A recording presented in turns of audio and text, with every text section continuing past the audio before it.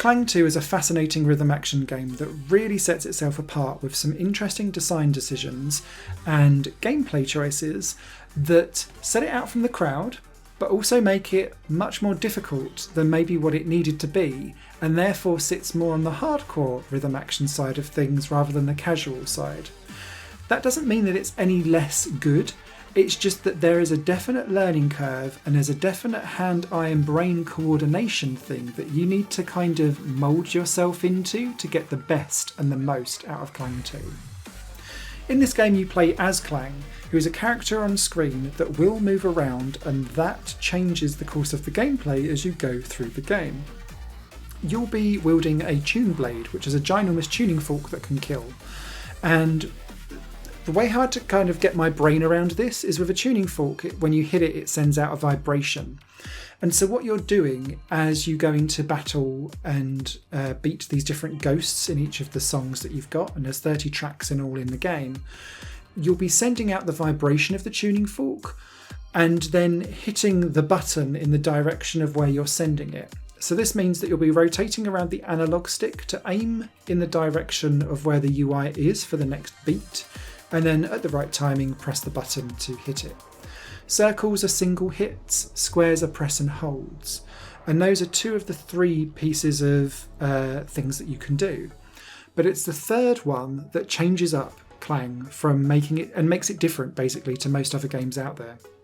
And this is the arrows, because when you have an arrow come up, say it's on the left hand side of the screen, you'll press left on your controller, hit the beat on the beat as like the arrow from the UI marries up with the arrow that's come in, and Klang will slide. But as he moves around the arena, that changes his position to where the next pieces of the hits are. So you might have been in the centre of the screen and you've got something to the left and to the right of you as well as above.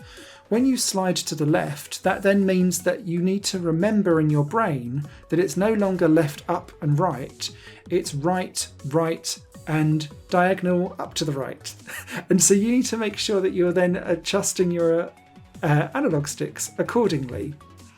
Now that might be sounding very simple to you, but my brain could not get the hang of this at all for about the first half hour of playing this game, and so I just kept dying over and over and over and over again.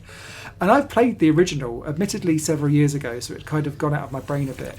But coming back here, this seems like an like an increase of difficulty for me personally. It took me ages to just kind of be like, oh yeah, that's how my brain's working. And I just want to put that out there because you may have that same issue where your hand, eye and brain are not quite synced up together. Maybe it's just me being an Essex blonde. Anyway, as Klang moves around and as the songs get harder and harder and harder, being able to anticipate where Klang's going to be on the screen is really helpful, because then that means that you already know that Klang is going to jump here.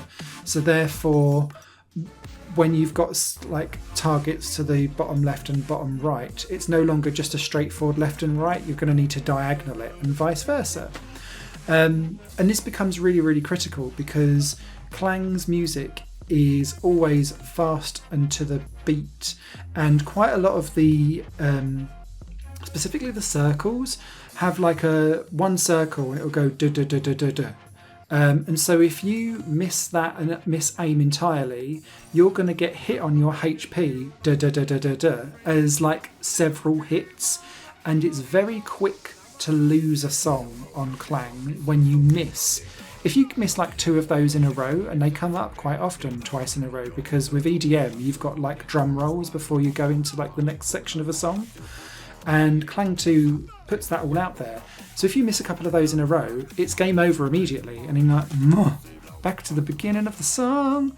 So you've really got to get on top of that, and this game shows very little mercy after the first, say, 2 or 3 songs in the game, where it just introduces you to the mechanics. From there, it's about speed and precision, and yeah, it takes no prisoners. The soundtrack itself is great. I was a big fan of Blind already, who provides a fair chunk of this soundtrack. I follow the stuff on Bandcamp. And I've bought quite a fair few of it, so I kind of knew what I was getting in for, but it is proper traditional EDM, with some weird curveballs thrown in for a couple of the tracks. There's like one ethno jazz one. And I was like, where did this come from? But it still made good sense and was good fun for the game itself, and it did offer up some diversity. One of the really interesting things though with this game is that when you get an S rank for getting above 95% like completion for each of the levels, and you need to do that by basically hitting everything and getting either a perfect or very good, you'll unlock fast mode. And I was like, oh, I wonder what that means here. It's literally playing the song at 1.5 times speed. So with all the songs that have got vocals on, when you get an S rank on them and unlock fast mode, you're going to get chipmunk version. And of course, because of all of that going at 1.5 times speed, you're going to get 1.5 times speed of the UI and all of the targets you're going to need to hit popping up. So it really teaches you how to be fast and efficient with Klang. Now, I was playing with this game on a controller. I'm not sure that is probably going to be the easiest and best way, but you can do it on touchscreen, which I don't have access to because I don't have touchpads or anything like that. But you can also play it on mouse, and it's very much a preference as to which one I think you'd prefer. I tried to stick with controller, but it did mean that I was like flinging my analog stick around like no one's business, trying to keep up with what was going on. As well as, because the UI is quite chunky on the screen, I found my eyes potentially struggling a little bit to kind of keep up with what was going on, more than my reflexes on the controller, if that made sense.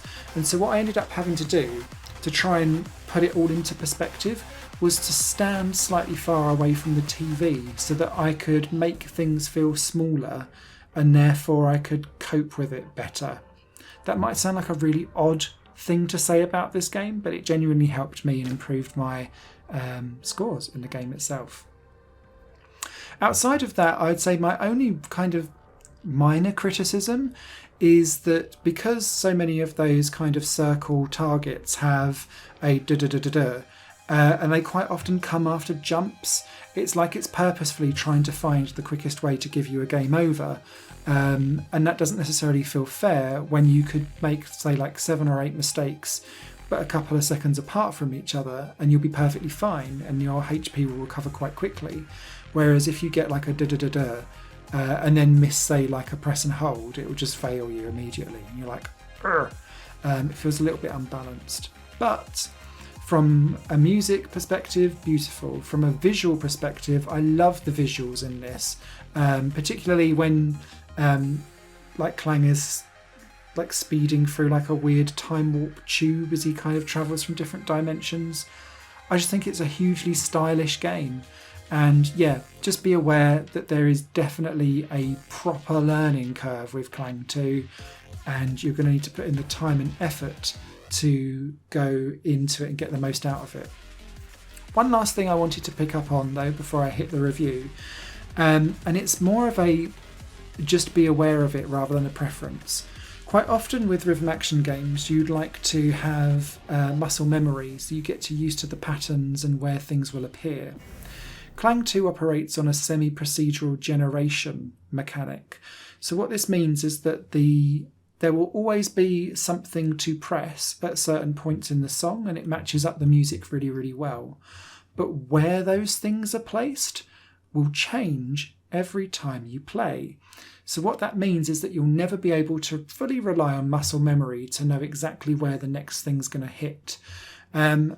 I kind of sit very much on the fence for this as a game mechanic, because I personally feel like rhythm action games are good and are better when you have that muscle memory to relax and really get into the hardcore, like, I've learnt this and I know exactly what my body is ready and I know what to do. You can't have that with Klang 2. But on the flip side, that potentially offers more replayability for you. But also potentially offers a easier or harder version of the song through no fault of your own. So yeah, I'm very much on the fence with it, but I thought it was an interesting thing to kind of bring up. Written review will be over on highplayinggames.com. If you found this informative, please do give us a like and drop a comment down below if you fancy picking it up. You know me, I love a rhythm action game, whether they're good, bad or indifferent. I think this game is very good. I just think it's very hard as well. You guys take care. Bye for now. Higher Plane Games is part of the Higher Plane Network, a completely independent media outlet supported by people like you. The goal is to create the best possible content that cultivates a richer indie scene for games as well as music and entertainment. To find out more and to get involved, visit patreon.com/Higher Network. Your support makes all the difference, and in return you'll gain access to bonus content and downloads. Thank you for watching.